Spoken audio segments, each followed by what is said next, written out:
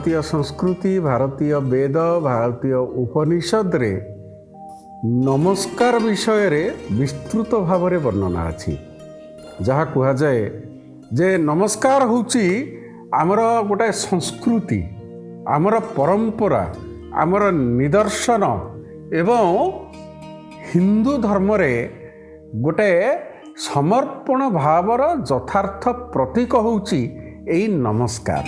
नमस्कार प्रसंगटी को आम ये नहीं वर्तमान समय रे देखा जाउची जे नमस्कार करिबा ये धारा आस्ते आस्ते कमी कमी आसुची।